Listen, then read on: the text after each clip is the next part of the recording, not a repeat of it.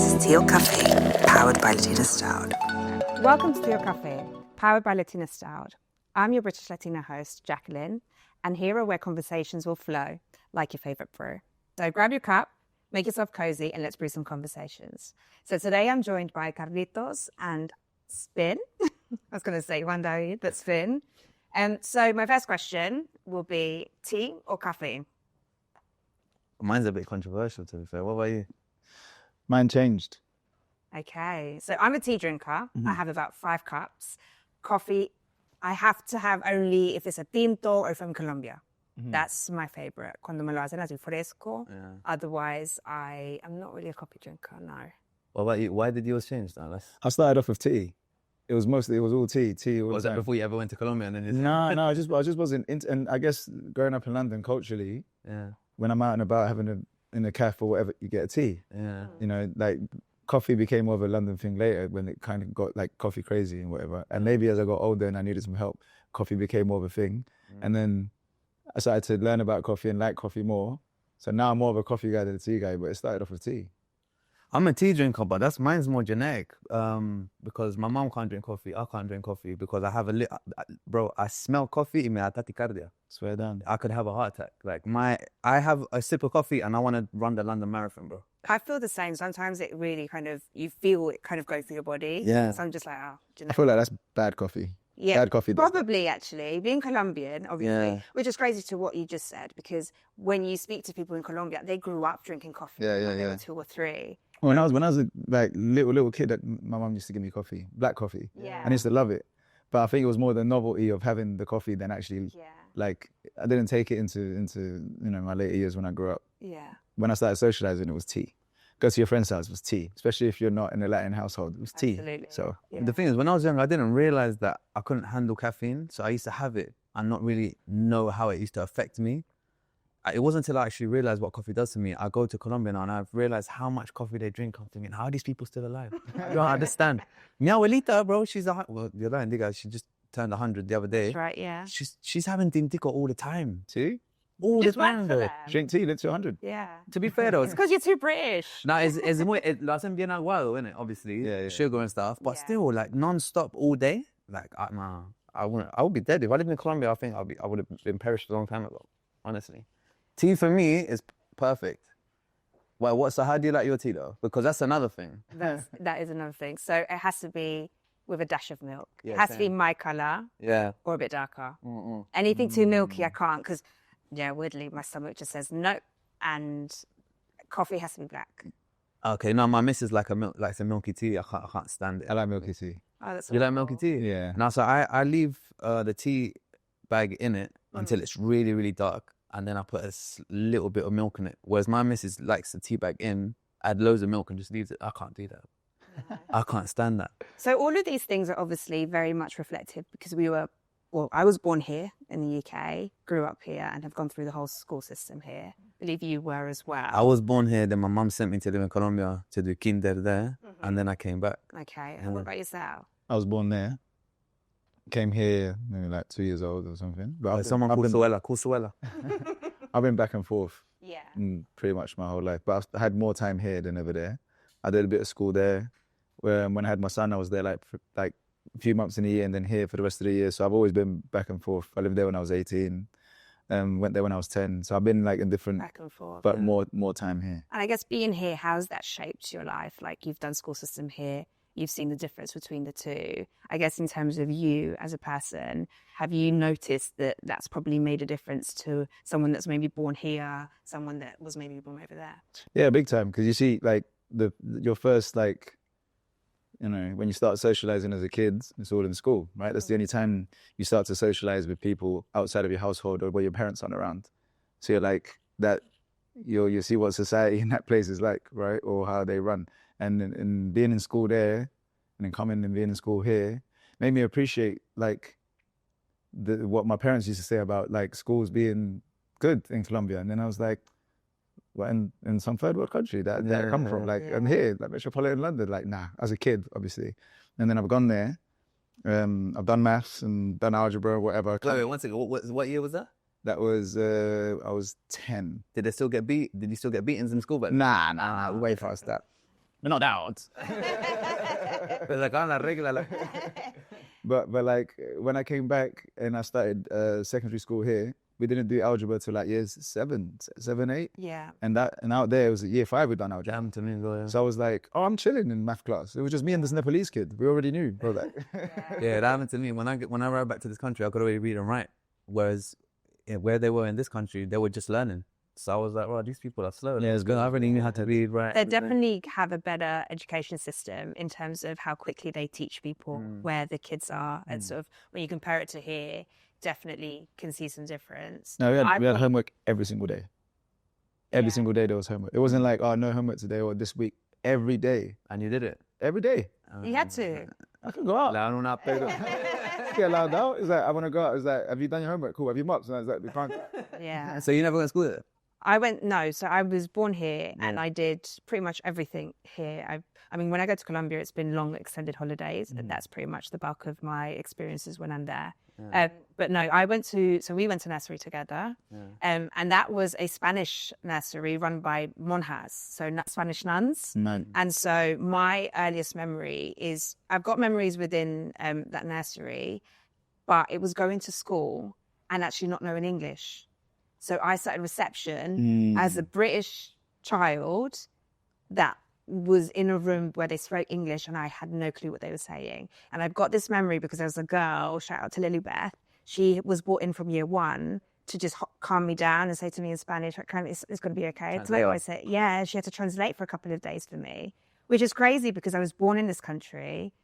You'd think that I would have had a little bit more, I guess, exposure to language, but my mom has always said, en la casa es Colombia. Yeah. Whatever's outside, that's something completely different. Aquí son las reglas, and that didn't stop the whole time I lived there. Las reglas en la casa, las reglas en la casa. So I saw that with my son when I brought him here.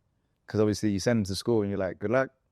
You don't know English. Do you know what I mean? It is, well, for me, probably traumatic because I can remember it. But actually, when I think about it, I did that quick as a kid. Yeah, but I'm also really grateful because Spanglish is something that I do because I like it. But actually, my English and my Spanish are quite good. And I actually then went to study Spanish as well. I guess in terms of, you see some households where they don't speak Spanish.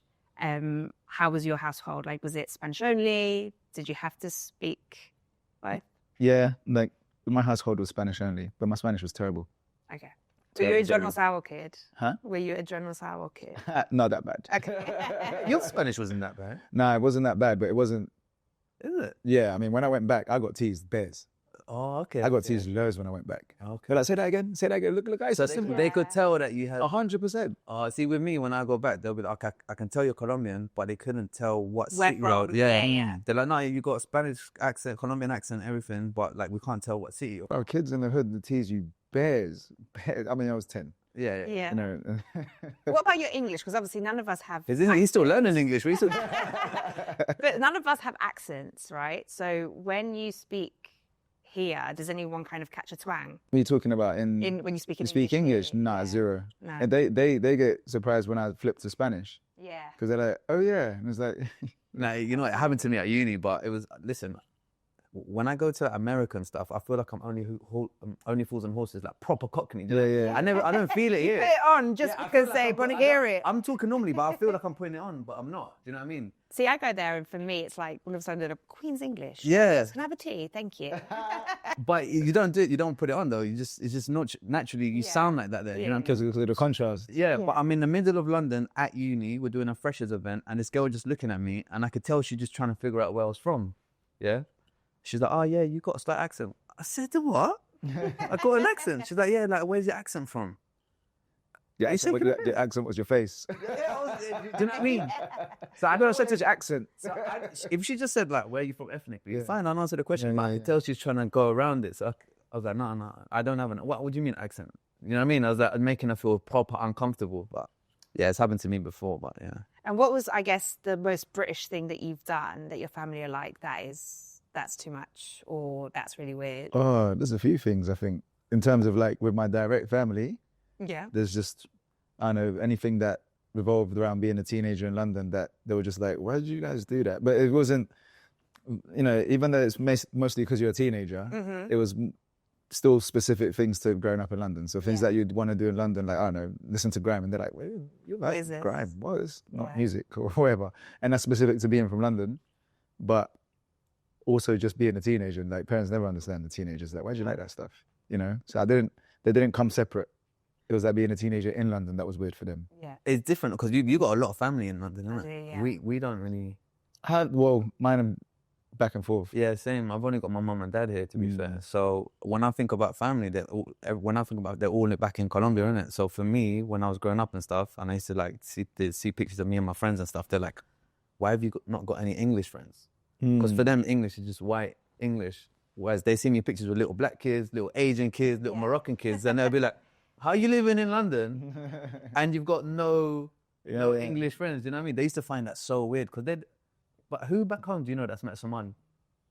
Or Bangladesh, do you know what I mean? No. Over there, like the most exotic they'll probably ever meet is an Ecuadorian or Venezuelan, do you know what I mean? So when I used to tell them like, oh mate, it's highly the Chino. That's not probably Korean and they still couldn't cheat it. But yeah. That's for another conversation. And I guess in terms of that kind of friendship sort of aspect of life and being Brit, I'm the same. I have friends from all over the world. How do your friends react when you say, or people react when you say, oh, I'm Latino? Because obviously we were a very small population back in the 80s. My grandparents came back in the 70s even. So 70s, 80s, very small population. 90s, it kind of grew. We all got to know each other. We were all sort of second generation. People getting, you go to quinces, you start making friends. And then it kind of expanded. You've got a lot of people from Europe that are coming over, sort of expanding that community. So when we were younger, obviously there wasn't many of us. It was very few and far between. I miss it. I do too. I think because we just felt more of a community and everyone knew each other. 100%. Back when Bebo was a thing, FacePic was a thing, Facebook as well. I know, taking it Baby back. Chanel. That's giving my age.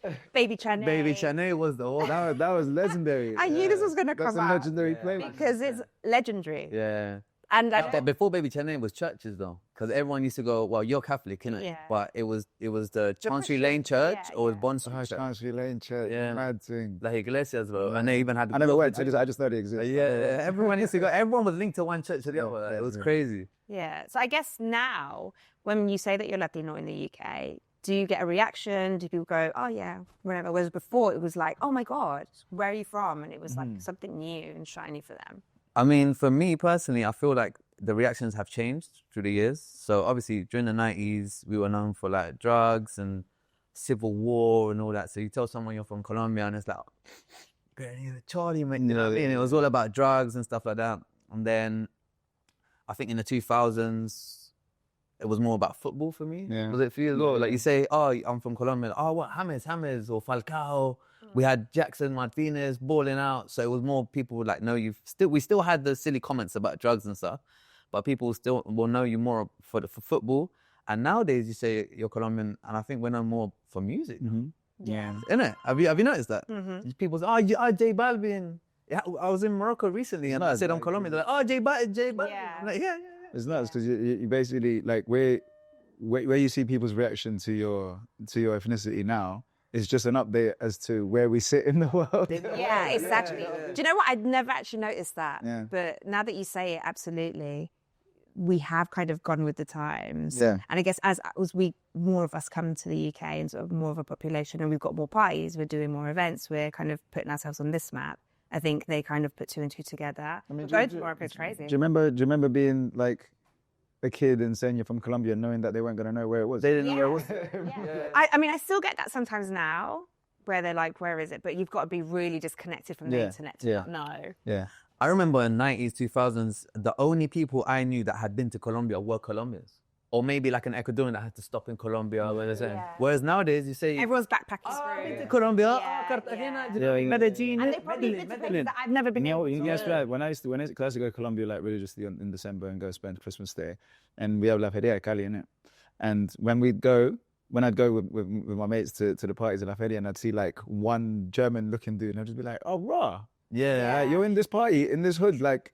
I was like, oh, it's because you start seeing a change. And then it's like, now it's like 5 Germans, or there's an English guy, a German guy. And I was like, oh, wait, like people are starting to come now. Yeah. And this is at the time where Like, you know, it was like a place not to go for Europeans. It's like, oh no, Colombia's a bit this, that, the other. And then over years, when I started seeing more and more tourists, I was like, oh, we're open now. Like, there's people can come now. Listen, that might be something bad, but I like gatekeeping my culture, bro. I don't like, people see it as a good tourism and stuff like that. I don't see it. I feel like we're being diluted, man. Especially when you get the wrong type of tourism in your country. I think it has to do more with like how much you're willing to compromise for that tourism. I don't think tourism is bad. I just don't think you should be given free reign. This is why I don't like going to Cartagena. Me personally, I mean, these. no, I'm picking up. I prefer Santa Marta to Cartagena because Santa Marta's got more internal tourism, whereas Cartagena, you've got loads of gringos, bro. Yeah. Do you know what I mean? So for me, it feels more Colombian than Cartagena. I think it depends as well, because if you look at sort of even just the most recent thing that happened, you have obviously good tourism, but then you have people like Tommy Robinson who think that is going to be a place that they can escape to. Yeah. And we know exactly what he was there. He was for the wrong type of tourism. 100%. Luckily, the government knows best, and they didn't allow it. So I guess you have to kind of find that balance. But the good thing about tourism is obviously it then puts us on the map. Aside from all the amazing things that we do, as Latinos, it does put us on the map. One of the things I wanted to ask, obviously, on the back of this was it also allows them to recognize and just be knowledgeable about being Latino, Colombian, where you're from. For example, my whole life, I've obviously looked a certain way, but I've always been called Filipino, Indian, like I don't like everything other but Latino. Yeah. Well, I'd say more Bangladeshi, don't you? I mean, yes, there are beautiful women there, so I'll take that. But obviously, as I got older, I've then found that there was a shift. Whereas before, I was always in the Asian category. Now, from like 18 onwards, they know Latina. Are you Colombian? Are you Ecuadorian? And they kind of have an educated guess. And no, I mean, it could be wrong, but it's still an educated guess. Yeah. How do you find that as well? Because I know that you've got it. Yeah. Well, I got this. I call it brown privilege. So as a, like a play on white privilege. Right. Yeah, I call it brown privilege because like I'm generic. I'm just a generic brown body. You know what I mean? Like, and I see it as a privilege because I've been to so many places around the world and I can get away with it because there's brown people there. So like, when I'm in Morocco, they leave me alone. Yeah. I'm just another Maghrebi there. You know what I mean? I've literally just come back from Morocco. I was in the club and they were like talking to me. I was like, oh, and they were like, you know Moroccan? Yeah. I was like, oh. But look, Dubai happened to me in Dubai. Do you know what I mean? Loads of places. When you're in the United States, bro, you might as well not even speak English. You can just speak Spanish the whole time you're there. Do you know what I mean? Like, But the maddest one was, I do a lot of East Africa. So Tanzania, Kenya, Rwanda, Uganda. And obviously there's a lot of second, third generation Indians there.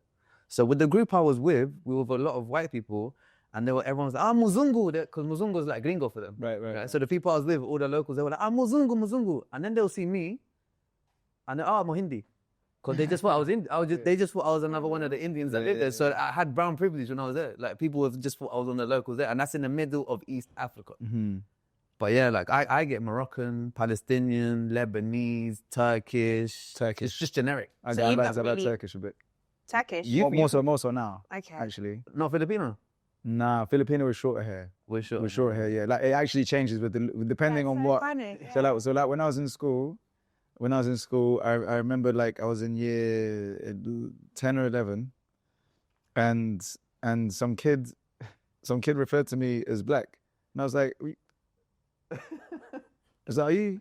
And it's like, yeah, but you're, and I was like, no, bro, I'm Colombian. And it's like, oh, you're not mixed. Like, if I was like mixed race where he was treating me as black. And I was like, no, I was like, we've been going to school for 5 years, bro. Like, what's good? Yeah, no idea. But back then I had like really short hair. I had like more of a kind of like a little Pharrell look, I guess. Like black skin, short hair, piercing, whatever.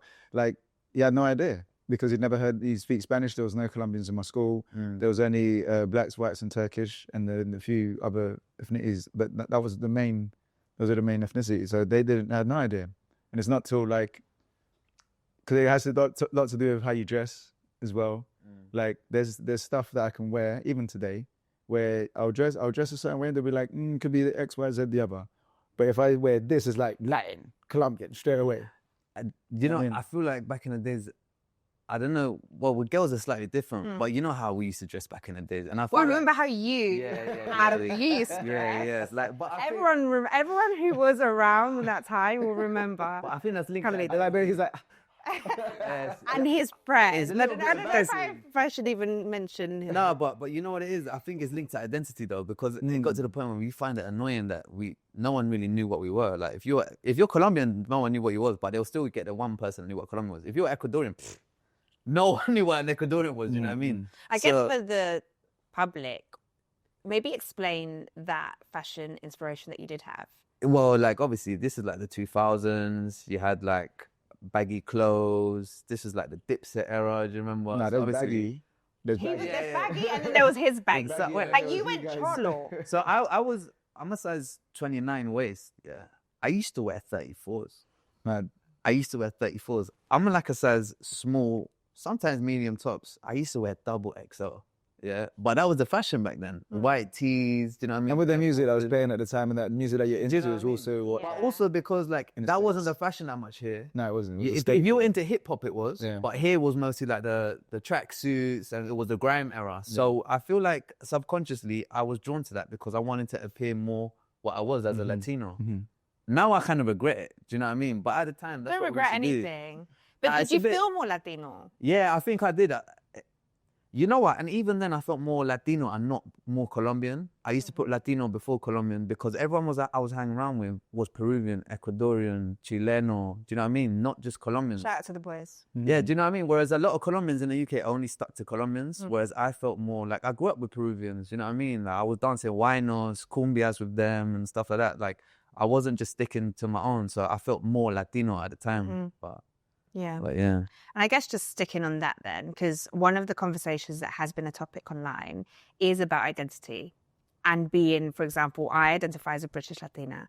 I'm Colombian, obviously, but born here, went through the school system here. Like I said, never lived in Colombia, never sort of gone through the system there. What I know is because of my immediate family, but I'm very Latina. I look it, I breathe it, I eat it.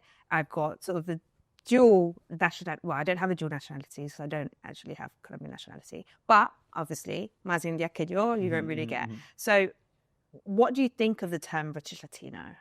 We're having this convo, innit? Yeah. Go on. You can lead the way. I don't subscribe to it because I guess my upbringing was different as well.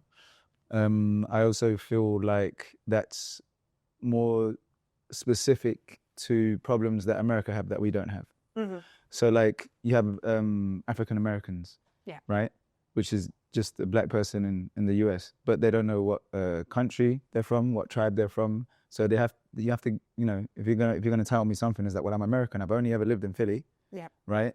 My whole life is Philly. My grandma lived in Philly. Like they don't know where they're from. We know exactly where we're from. So I don't need the extra. You know what I mean? Because I feel like even though it kind of sounds like there's not much to it, especially if you've like if you feel British Latino, I feel like I don't like that it opens the doorway to potential high horsing, because if you're a British Latina, and I'm talking to a Colombian Latina or whatever, I'm like, so which ones? So is it what's different about us other than I've been brought up in? Do you know what I mean? Yeah. Because and it gives people like just having a passport gives people a high horse over other Latinos, right? Let alone having a whole other label. And I'm like, even though it's not that problem yet, maybe never, I don't subscribe to it for that reason, because it's like, yeah, that's an American thing for me, where in America, everything is about race, but like very directly, less so than here. But let's be serious. You'd rather have a British passport than an American one, isn't it? 100%. Not that it's starting to, or like I traveled with my Colombian passport for a gig that I'd been in Estonia, because No visa. I don't need a visa. Yeah, that's what and I'm I was like, saying. I'm not getting a stamp in my British passport. I'm getting to take my Colombian one. Yeah. I sort of ascribe to what you're saying. Mine's slightly different. I don't know about you guys' experience, but you guys probably saw the time that I experienced racism on the tube. Did you see the video of that? No. And I took it to court and I beat the case. And No. I've experienced racism quite a few times in my life. And when I tell my other Latin friends, they're like, oh, este man siempre con sus problemas, racismo, siempre la víctima. And I'm like, bro, like they've never experienced it. I'm like, bro, it's happened to me like 4 times. So growing up, I was never really drawn to like the term English or British. You know, football comes around, England's playing, and all of a sudden you feel a bit more British, you know what I mean? When I was at school, they'd always be like, especially when it's England versus Colombia, who are you going to support? And I'd be like, Colombia, and then they're like, no, but you're in England, and it's like, yeah, no. Yeah. Now you know what? For me, that actually the World Cup's a wicked example because I've got like obviously loads of black friends that are like grew up here and they're like England's playing and there's black players and they relate to it and it's like that's cool Until the media. that's cool until your guy misses a penalty. Yeah, that's what I'm saying. You get me? And because I used to explain it to them, especially because we probably grew up reading some similar stuff, like we were like Che Guevara and revolutionary kind of stuff when we were kids and stuff. So I have like a different way of looking at some of these things in terms of a bigger picture, right? So I couldn't subscribe to even supporting England in the same way that my friends would, because I felt like there was a weird colonial back thing to it, where it's like, if you're an ethnic and you play for England and you do well, and it's like good slave. Yeah. Miss a penalty, bad slave. And it's the same sort of thing. Yeah. It's just in a different context. I'm like, I can't subscribe to that. Why would I support that? That's like literally having Copenhagen. What's it? Thingy syndrome? When you get when you fall in love with your captor? Stockholm still. Yeah. I'm like, I was like, wow. That one before. We do have a psychologist in the room. So I feel like it's in a way it's kind of that. Yeah. You know what I mean? And it's weird because I do feel British. Yeah. But like I've said before, I feel as British as my London upbringing. Mm-hmm. So this is what I was coming to. Yeah, so that's what you're touching on. So you go through stages where sometimes I feel a bit more British, but then it's like, especially with the protests and the flag thing going on at the moment, then I don't want to be British, you know what I mean? Yeah. But I've always been a Londoner. So my identity is way more linked to London, especially when you go outside of London and you realize, like, what have you got in common with someone from Coventry? And you realize how the numbers of ethnicities go down. Yeah, or just all Asian. Asian. In a very, very sort of, British, white British environment. You're like, oh, wow. London is we're very lucky to be in London and to have these experiences. Yeah, but I've come into contact with like people from up north that are like Asian or like Algerian and stuff like that. And obviously they're immigrants in this country, second generation. So you'd think I would feel like more kindred towards them, but actually I don't. Like, for me, in terms of Britishness, I'm just a Londoner. You know what? Maybe that would change if you guys had lived more in Colombia as adults. Because when you go back, they will highlight how British you are. Oh, bro, my family says, "Usted por qué se dice que es colombiano? Usted no es colombiano." I'm like, come on, man. I mean, this is we're gonna get that anyway, right? But I mean more on the little things that we don't pay attention to so much. So like when I do breaking events, and I go to breaking events in Colombia when I was living there. And one second, just so everyone knows back home, the UK B-boy champion. Absolutely. Shout out to you. So when I'm doing events out there and I want to go and support an event or whatever, like I'd say to my mates, like, are you leaving yet? I was like, we're not leaving yet. It's like, bro, it's half an hour, the event starts. It's like, no, I was going to be there. I was like, well, what if it does? And then I don't get to... You get there on time. This guy's British, you know what I mean? And my on time isn't like on the dot. It's just 10 minutes left. Within the... Do you get me? Like today. But right. But that's like an hour and a half later and they start setting up. I was like, this is a mutty. Yeah. Do you know what I mean? And it's like, and then I'm like, oh, where's this? Or because there's certain things like organization-wise or things that we're used to. And then it's like, no, that's not a thing. In some of these spaces, and it's like, oh, that's my British upbringing. Because why is that a standard for me and it's not a standard here? But unless you're there as an adult where you have a certain standard of living, when you get there and it's like, oh wow, what do you mean I have to be at the office at 7 a.m? Why can't I just call or send an email? You have to be at the office at 7 a.m. if you're doing certain things in a bank or whatever. Yeah, do you know what I mean? Yeah. So all of these things, and then when you feel like, oh, that's annoying. That's how British you are. Yeah. You know when I feel it was, obviously I'm married now, so this is like when I was single back in the day. Yeah. When I was like talking to girls back home and stuff, they used to say que yo era muy frío. Do you ever get that? I think it's because I'm British, but it's you know what? Muy frío. Like, ¿usted por qué no me tutea? Usted es todos usted por qué es tan frío? Do you get that as well? See, I've never actually dated anyone in Colombia. Well, I have, but I haven't. Like, not a proper dating. Yeah. Whereas I'm just used to the London coldness, and I'm probably cold myself. That's the way we are. We don't realize it though. So that's interesting. So I've been told before that I'm sweeter in Spanish than in English. right? Yeah, But that's just because we've got That's that. the like, yeah. No, but there's like we underestimate how much culture is attached to language. Yeah, 100%. So the way we express ourselves in language is connected directly to the culture, Yeah. right? That's a good question though. So, in what aspect of your life do you think in Spanish first? You know what? Mine is a minefield because I switch in and out a lot. So, for example, I'm a list guy. I do lists. I have to do lists to be able to function, right? Mm-hmm. Everything I write in Spanish. Okay. Why? Because when else am I going to write in Spanish? Okay, that's So like I have to be specific about when I activate these things because I need to. At least I feel like I need to. Yeah. Because if you don't, like again, where else am I going to write in Spanish? Like the next after the book, I've got a few books to get through, but after I get through these books that I have in line, the next book I want it to be in Spanish. I want to read at that level, but in Spanish, right? Yeah. And I guess because like when you growing up and doing my education here, like I got to university level here. I've only done like year 6 out there. Yeah. Right. So even on a language level, it's like my academic language is much higher in English than in Spanish. Even me as a Spanish teacher, obviously I've never done a CV in Spanish or worked in it. So sometimes when I was working in banking, they'll send me these, can you translate these documents? But I was like, what? It's like trying to translate the Bible. Like, what? I can't translate that. Yeah. But yeah, so with me, it's slightly different. And I find it a bit weird that I only realized I do this subconsciously recently, is that anything to do with like love or like spirituality, praying and stuff like that, I do it in Spanish. It just comes naturally to me. I think it's the way I was raised, because obviously going to church with my mum as a kid. Your relationship to that is in... My relationship, everything's in Spanish. Other things I do that are in English. Another thing that I do in Spanish I didn't realize until my daughter started counting in Spanish was I count in Spanish. So if I'm counting, I'm going upstairs, uno, dos, tres, and then my daughter picks it up. You know what I mean? But it's funny because other things are fully English. Yeah. What about code switch a lot? I think code switch is that. I code switch a lot. So my career here is fully English. I never have to speak Spanish. They maybe asked me to do a couple of things, and if I speak to someone in Spanish, then I do. At work, for example, I'm Jacqueline. They hear me on the phone, and then they'll never see me, and then they just kind of guess. British, but nationality, because my voice. So code switching, my customer service voice is fantastic.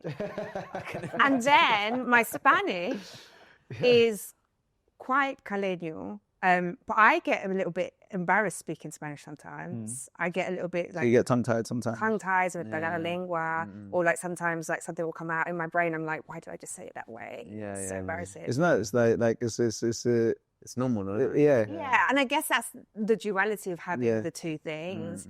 But also one of the points is that probably there's a lot of things that don't translate the same. So there's things that I want to say in Spanish that will be like, and just come exactly.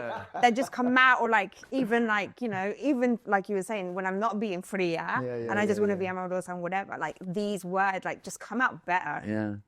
The English speakers love it. Like they all be receptive to it. But it just sounds better. English, English is good for what it is, but I think there's definitely some things that don't translate.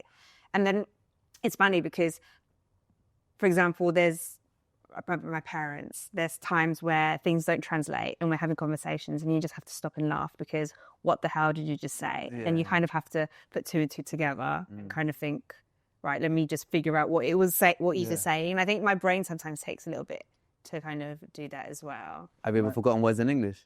All the time. Yeah, I forget to speak in general. That's crazy. I was training my mates a few years ago, and then I got calambre, bro. But how do you say calambre in English? Don't do that. I forgot the word. Cramp.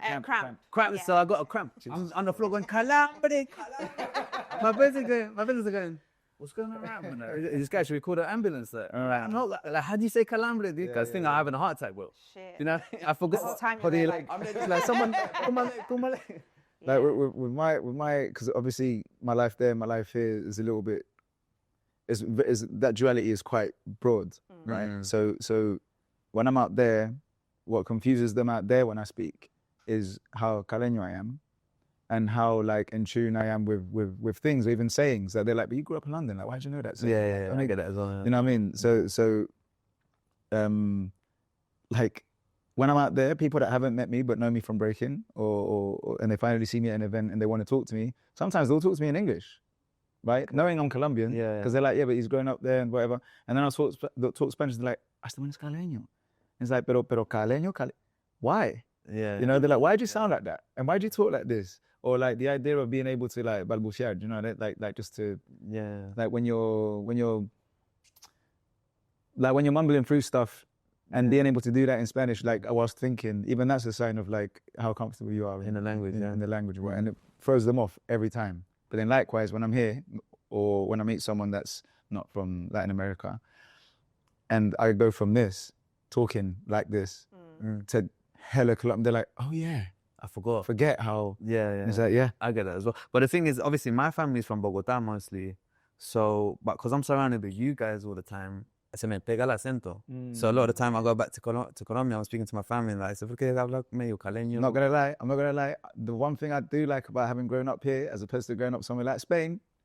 I was just going to say, because that accent is interesting. What, Spanish accent? Absolutely. Because so there's a slight, for me, privilege to grow up somewhere like this, and it's like we get to keep our accent. Yeah. Because But sometimes I les pega. Like you can be there for 2 100%. weeks and then I'm like, joder. And I'm like, whoa. Not for me. But there are things that you do change. So when I'm talking to people from Spain, obviously my Colombianism comes down. Yeah, you got. But mostly because I want them to understand what I'm saying. 100%. Right? Yeah. But even the Colombians same in out English. there. The same in English though. When I'm talking English to someone that's not from London, I'm not talking the same English. I'm talking like BBC English. Yeah. Do you know what I mean? Whereas like you're gonna understand this. But then they hear me talking to my brethren, they're like, what was that? It's like, that's English, like that's when I'm talking normally. But I don't talk to you guys like that, 'cause that's not my first language. Same like in Spanish though. Yeah. If you're not from Colombia, that you're not gonna get the fully Colombian, because I've traveled a lot and the fact that you even speak two languages, you know how to adjust for someone who doesn't speak your language. So like if someone only speaks English and doesn't know another language, they speak to someone who doesn't speak English or is bad at it, and they don't know how to make it easier for them. So they just repeat the word. Yeah. Right? Or they try to say it in an accent. Yeah. What do you think about what's happening, I guess, overseas, mainly the States, where you get Latinos that they just refuse to speak to you in Spanish or they refuse to interact? And so I've had, I don't know if you've had it, but I've had it, where there has been Latinos and I'll be like, se habla español. And they're like, no, I'm American. I'm like, oh. Yeah, but I've noticed that a lot of them... Okay, so I found this weird when I went to LA, when I was younger, and I heard people, Latinos, speaking English with a Latino accent. Yeah, that's why But they don't know one word of Spanish. Yeah. It's just because they're surrounded with... They hear. Yeah, but you get that with Bangladeshis. we get that, yeah, You know, so yeah. Bangladeshis, they got like a Bangladeshi accent when they speak English, but they don't speak Bangladeshi or But also, I think that's your brain putting the two together because you're speaking two languages. I know. I think there's some of it is performative, some of it is authentic. Do you think? Yeah. Cool. I think some of it is 100%, performative. Yeah. And it kind of is, if you grow up in a place where it's not your country, right? There's a lot of things that we cling on to for the sake of identity, which isn't always productive or even positive. But like, it's only when you grow up in a place like this that you cling on to identity the way we do, right? Because you want to find out what you are and what that means, right? And what that means depends on the country you're in. So what does Colombia mean here? It's not the same as what Colombia might mean in Germany. Yeah. There's a general thing that we know, which is what everyone knows, right? In terms of like the good and the bad and the ugly or whatever. Yeah. But like, there's some of it is performative to show that we are different. Yeah. Right? And it feels like to feel connected to that, but actually that's not real Colombianism to talk in this accent. Yeah. You know what I mean? But it feels like it to you because between Colombians, that's what it is. Here. Yeah. But in another place, it won't be. Yeah. Do you know what I mean? But like, so when I've experienced what you've had is because of that, where the person in the States comes across to me like they're quite in tune with their culture or their original culture. So you might speak to them in Spanish, but really they're so far away from it that, like you said, it's performative. They're just putting on an act or they see it as part of their identity, but really they don't really speak Spanish. There's a lot of people here that don't speak Spanish though. Yeah. But that performance is for the people who aren't Latin. Oh, okay. I'm thinking about Latin. Oh, they perform for people that aren't Latin. Exactly. Okay, yeah, I know. Because the identity it goes that way. Yeah. When it's between Latin and Latin, then they might feel a little self-conscious about saying that slightly Spanglish. Oh, so you mean because then someone will be like, entonces qué? And they're like, oh, no, actually. You mean like, do you know what I mean? Like, do you know what I mean? Man, no español. But if you were to speak to him, you're not Latin. You think this is the most Latin guy on roads. Yeah, compared to an English dude or an American dude. Yeah. But then to a Latin dude, you're a New Yorker. Yeah. New Yorican. Yeah. So, But we have the privilege of being brought up by parents that wanted to instill that in us, and that made it us. I'm that parent now. Yeah, well, there you go. I'm trying to be. And bro. we're I'm trying. actively kind of taking everyone. I went on holidays. I went back. I needed to know what my roots are, where I was from. You know, where my family was from. I've travelled and seen it. There are people here in the UK though that are born into families where they aren't taught Spanish. Can't afford it to travel. They can't afford to travel, or that identity is kind of. Unfortunately, kind of some people don't want their child to kind of relate with the Latin community or relate with the Latin sort of, I guess, identity. Yeah. And you do find that quite often. I know that you're both raising your children to be part of that Latin sort of, I guess, diaspora and have that knowledge of themselves. But there's a lot of people that are, we laugh at genocidal, but actually it's a thing where, for me at least, we're kind of putting that into their what's it called? Identity. But their periphery. So they know exactly what that, that's part of their sphere, their universe. And there's people that don't. And there's what you see even now in the States, there's a lot of people sort of disassociating so that they can then be performative for those that aren't. And this is where this is the same reason why I don't subscribe to the British-Latino thing. Because I think it's all connected. Right? Even though I understand it and know how we got there, I don't think that's somewhere we should stay, personally. You know what I mean? Because it connects to all these other things of like Latinos that don't want to be, but kind of want to be, where it suits, you know? And it's like, especially living in a country like this, where it's like, if you're going to subscribe to the local culture more than your own, not that you don't naturally, because if you live here, there's things that happen here that it's where you live, so do you know what I mean? But at home, like, your household should still be where your family's from now. And if it's not, then it's a bit confusing for me. Like if my daughter's confused, bro, because obviously I didn't end up with a Colombian or a Latina, you know what I mean? So at home is a mix. And that's a different. When I was young, I was like, when I have kids, I'm not gonna raise no Sabo kids. But the thing is, like, we are linked to our culture because at home we only spoke Spanish. We only had Latino parents. We only had this. Whereas now my missus is Moroccan. We speak to each other in English at home. So no matter how much I'm trying to make her learn Spanish, it's a bit hard because she's also trying to learn Arabic. She's also trying to learn Spanish. At home we speak English. So I'm finding it hard. But she actually feels really Latina. Obviously we go to Colombia all the time. We listen to Latin music. But I feel like with my daughter, because I don't have a lot of family here, she sees Latino as more like, as a popular thing, like a fashionable thing. Whereas Morocco, she associates more with family because we've got a lot of Moroccan family here. So when people ask her where she's from, I've never taught her. I've never said, like, you're 100% Latina, you're 100% Colombian, you have to say this. I just remember one time picking her up from school and someone asked, where are you from? She said, I'm Moroccan, I'm Colombian. She just isn't just natural for her, do you know what I mean? And she wants to go to Colombia. She loves everything Colombian, do you know what I mean? But yeah, I feel like growing up, she's going to have that mad identity. I can see it already. I mean, that's interesting because obviously, like, I don't have that perspective at all. My son was born in Colombia. Colombian mum, dad. Like, he's now living in Colombia. Has been for the last 5 years or so. So he's like, there's no question about that. In fact, it's not even a thing. It's not something we don't discuss being Colombian. It's not.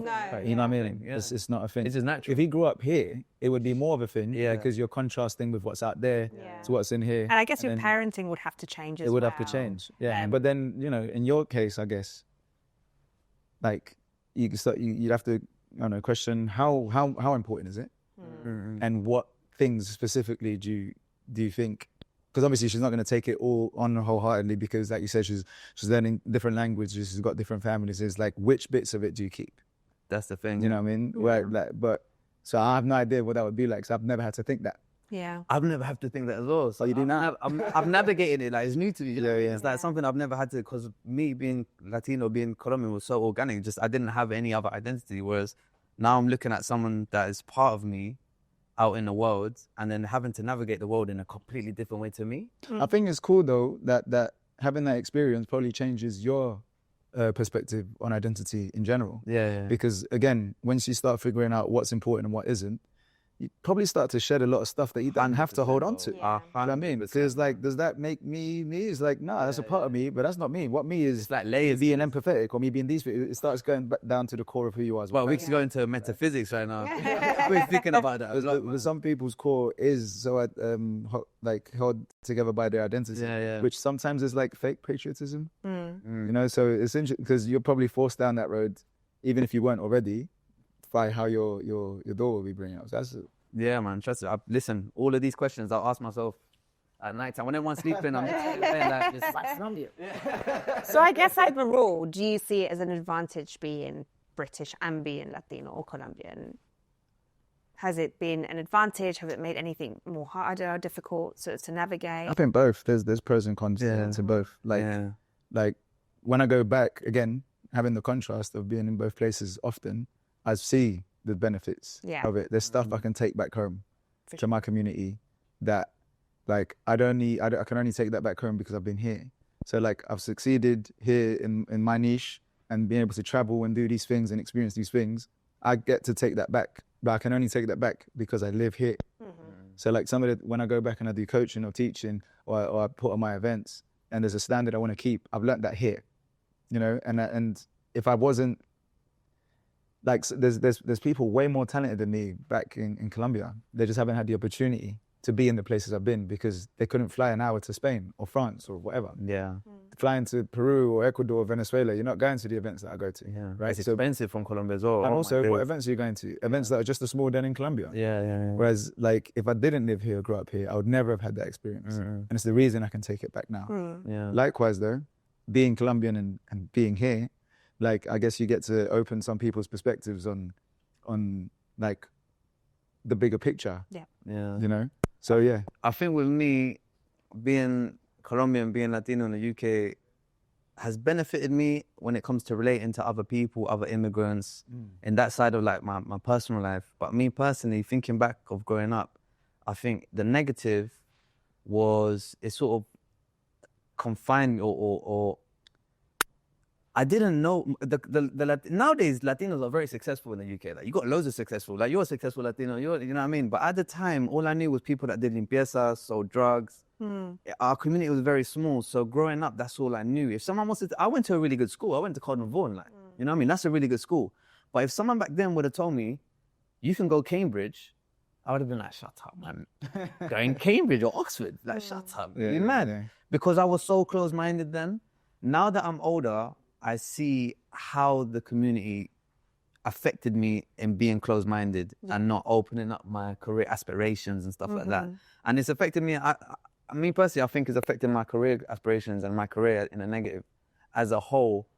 Just because I can see where doors might have been closed for me that other people's doors might not have been closed. And you're right. I think you're right in you know, saying we basically do it to ourselves. Yeah. Because the whole thing of like, again, the whole thing of like what that identity means in a country like this, like use football as an example, right?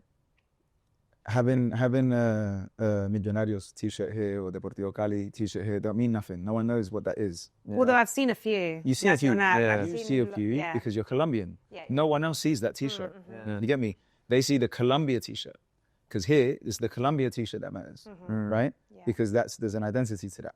In Colombia, the Colombian t-shirt don't mean nothing. Everyone's Colombian. Only when Colombia's playing, isn't it? Exactly. Yeah. But and out there, it's just Colombian t-shirt. Yeah. Here it's like, oh, you know what I mean? So in the same way we do that, we also sometimes subscribe to a counterproductive view of what Colombian is. So when you grow up and you're a teenager and you're still figuring out what Colombian is, and then your community or your close community tell you Colombian is Pablo Escobar and this and that and whatever, you subscribe to it. You put it on yourself. Yeah. Right, you put it on yourself.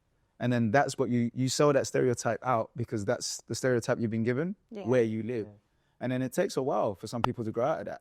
Well, it takes our generation to break that. Yeah, you know which we are. Yeah, we are. There's no sort of glass ceiling for us. We're kind of just smashing that. Man. I see it all the time in our community. And these are the kinds of conversations I want to be having going forward.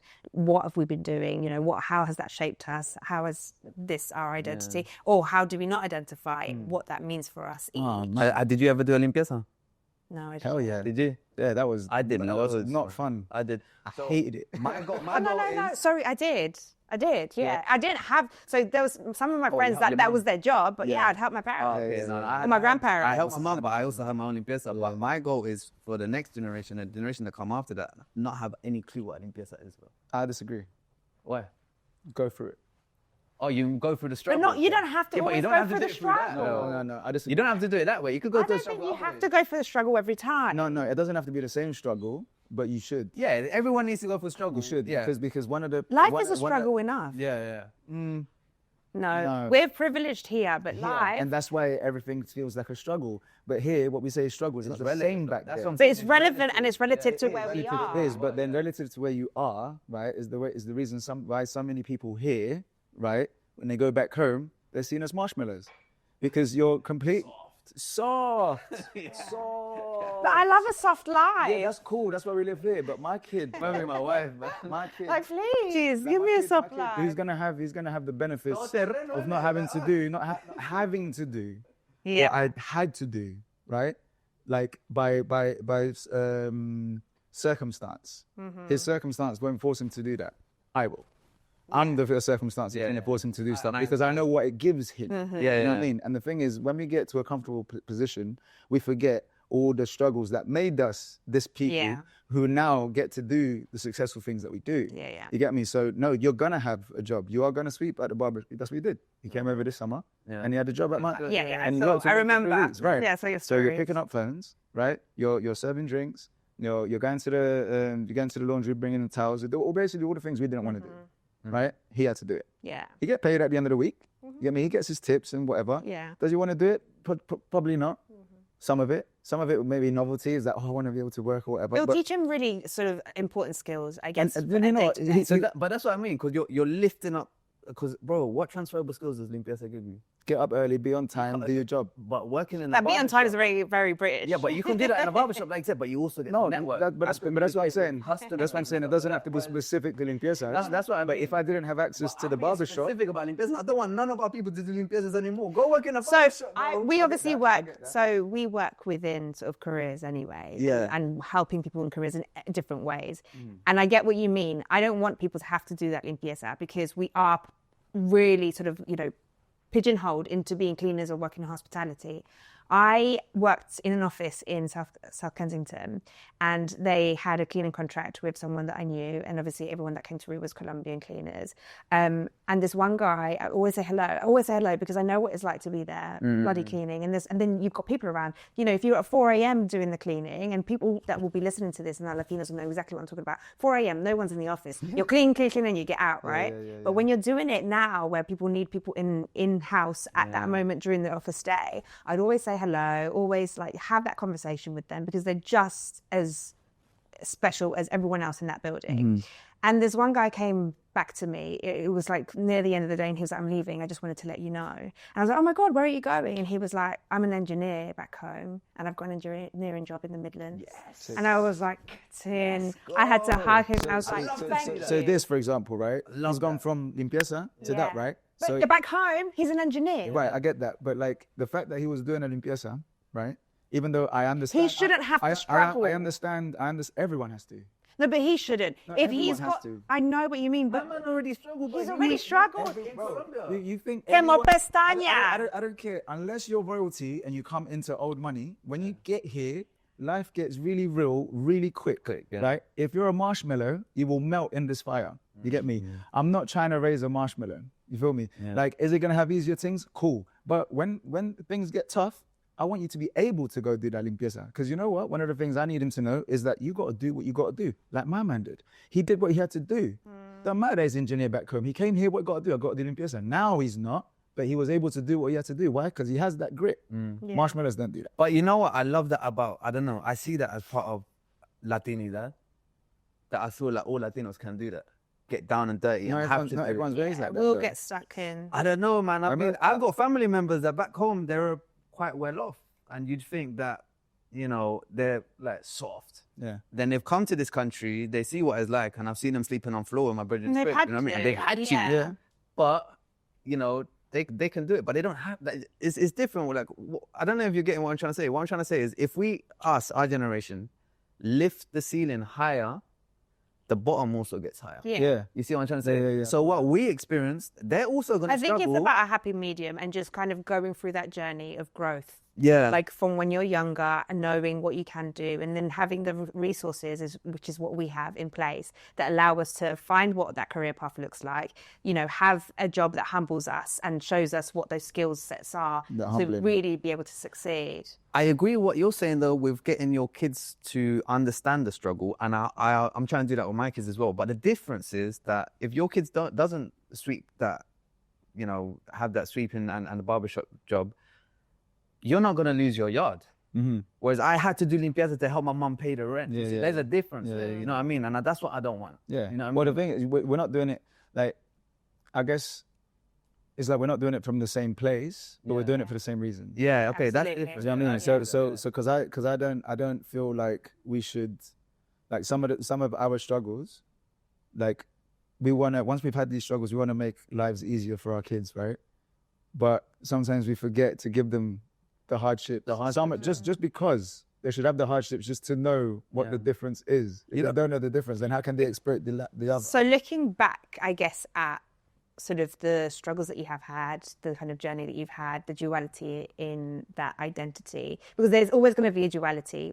We're both, you know, all three of us are English speakers, Spanish speakers, we're Latinos, we've lived in London. That in itself is a duality.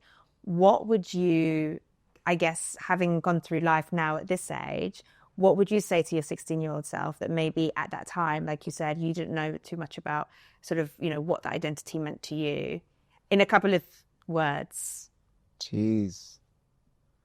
Because there's going to be people out there listening and struggling. Oh, we could do another set, but you know, there's people that are going to be thinking, like you, British Latino, I don't stand for that. It doesn't resonate with me, and that's absolutely fine, because identity is identity, belongs to us, and us only.